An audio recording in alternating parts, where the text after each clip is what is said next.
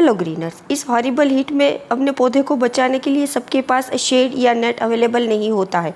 तो आज हम कुछ ऐसे जुगाड्स की बात करेंगे जिसमें आप अपने पौधे को इस समर में हीट वेव और गर्मी से बचा सकेंगे। सबसे पहला तरीका जो बता रही हूँ वो बताना बहुत ही आसान है। एक प्लांट लवर के लिए उसे फॉलो करना बहुत ही मुश्किल बल्कि नामुमकिन है कि इस सीज़न में जो है हमें पौधे नहीं खरीदने हैं, पर हम नर्सरी जाए और नर्सरी में से कुछ खरीद कर ना लाए, पौधे ना खरीदे, ये नहीं हो सकता। क्योंकि पौधे देखकर ही हमारा माइंड जो है वो काम करना बंद कर देता है और हमें जो भी पसंद आता है वो हम खरीद लेते हैं। तो अगर हम पौधे खरीदते हैं तो कुछ पौधे आपको हाउस प्लांट्स होंगे, वो इस तरह से प्लास्टिक पॉट में ही लगे मिलेंगे। तो आप उस पोट को जो है ना छेड़े, उसे उसकी रिपोर्टिंग ना करें, उसको जो है एज इट इज़ ही रहने दें। अगर कुछ पौधे जो है उसको रेस्क्यू करना पड़े या प्लास्टिक बैग फट गया हो, ख़राब हो गया, तो आप उसकी रिपोर्टिंग करें और रिपोर्टिंग के टाइम उसमें एप्सम सॉल्ट डाल दें और रूट बाउल जो है उसको बिल्कुल ना छेड़े, उसको एज इट इज़ ही रहने दें, भले ही वो रेड सॉइल में लगे हो। नेट हर कोई अफोर्ड नहीं कर सकता है, पर आपके महंगे और डेलिकेट प्लांट्स हैं, कुछ जगह पर पड़े हैं और वहीं पर धूप आ रही है, तो उस पर्टिकुलर प्लांट के लिए आप छोटा सा नेट जो है वो खरीद लीजिए। अदरवाइज आपके पास कोई पुरानी बेडशीट है, दुपट्टा है, साड़ी है कॉटन की, तो वहाँ पर आप उसको लगा दीजिए, उससे भी प्लांट प्रोटेक्ट हो जाते हैं। अगर आपके कुछ पर्टिकुलर प्लांट पर ही धूप आ रही है और दूसरे प्लांट पर धूप नहीं आ रही है, तो उस एक प्लांट को प्रोटेक्ट करने के लिए भी आप कोई भी नेट या कॉटन का कपड़ा जो जालीदार होता है, पतला सा होता है, उसका इस्तेमाल कर सकते हैं। हमारे गार्डन में कोई ऐसी जगह नहीं होती जहां सुबह से लेकर शाम तक धूप आती रहे, इसीलिए कुछ टाइम तक हमें पौधों को जो है वो बचाना पड़ता है। तो इस वक्त से ये जो धूप का टाइम होता है बस वही हमें निकालना होता है। तो उस टाइम के लिए जो है इस तरह का छोटा छोटा कपड़ा या टुकड़ा इस्तेमाल करके हम प्लांट्स को प्रोटेक्ट कर सकते हैं।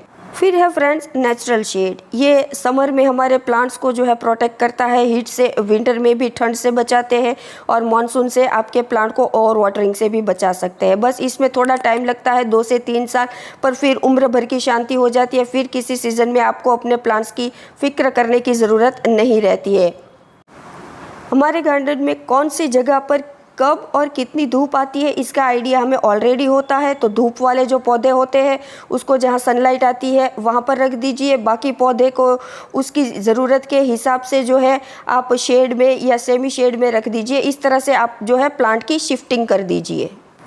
कुछ सेंसिटिव हाउस प्लांट्स होते हैं उसको आप इंडोर कर दीजिए। इंडोर रखने के बाद दिन में 1 से 2 बार जो है उस पर वाटर का स्प्रे कर दीजिए। स्प्रे बॉटल भी मैं पास में ही रखती हूँ। ह्यूमिडिटी लविंग जो प्लांट होते हैं उसको आप बाथरूम में भी रख सकते हैं। कुछ प्लांट्स होते हैं उसको विंडो सिल के पास रख दीजिए, ये भी बेस्ट आइडिया है। इस तरह की जूट की बोरी का इस्तेमाल करके भी आप कोल्ड हाउस बना सकते हैं। मैंने स्टैंड जो है उसके ऊपर पीछे की साइड जो है जूट की बोरी रख दी है और यहाँ पर जब मैं पौधों को पानी देती हूँ तो पानी ड्रेनेज होल से निकलता है, उससे अपने आप ये बोरी जो है वो गीली रहती है। लास्ट ईयर जो है मैंने ये पूरा का पूरा स्टैंड जूट की बड़ी बोरी से कवर कर दिया था। स्टैंड नहीं है तो इस तरह का स्टूल होता है उसका भी इस्तेमाल कर सकते हैं, उसके ऊपर भी आप जूट की बोरी या फिर दुपट्टे का इस्तेमाल करके छोटा सा आईसीयू बना सकते हैं। और अगर छोटे छोटे प्लांट है तो यहाँ पर आसानी से रह जाते हैं, इसमें भी कोई आपको ज़्यादा मेहनत करने की ज़रूरत नहीं है, बस दुपट्टा या बोरी को नीचे दबा देना है। लंबे प्लांट है तो इस तरह के स्टूल का इस्तेमाल कर सकते हैं। नेक्स्ट है वेरी इंपॉर्टेंट मल्चिंग। मल्चिंग आप ड्राई लीव से भी कर सकते हैं और लाइव मल्चिंग भी कर सकते हैं, इससे आपकी कटिंग भी लग जाएगी और प्लांट्स भी प्रोटेक्ट रहेंगे। फिर है आप अपने बड़े बड़े जो गमले होते हैं उसके बीच में कुछ ह्यूमिडिटी लविंग प्लांट्स को रख दीजिए। इस तरह से भी जो है यहाँ पर इसको ह्यूमिडिटी और ठंडक मिलती रहेगी। या फिर कोई भी बड़ा गमला है उसके अंदर छोटे छोटे गमले रख दीजिए, पोट के अंदर, पोट से भी आपके प्लांट सर्वाइव हो जाएंगे। हमेशा प्लांट्स जो है उसको समर में क्लस्टर में रखिए ताकि उसे एक दूसरे की ह्यूमिडिटी मिलती रहे।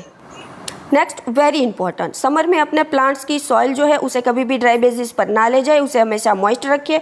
एक दिन फुल्ली वाटरिंग कीजिए और दूसरे दिन जो है वाटर का स्प्रे कीजिए। अगर सॉइल में मॉइस्चर बना रहा तो प्लांट्स जो है वो सनलाइट या हीट में भी अच्छे से सर्वाइव कर लेता है, बस उसमें मॉइस्चर होना चाहिए।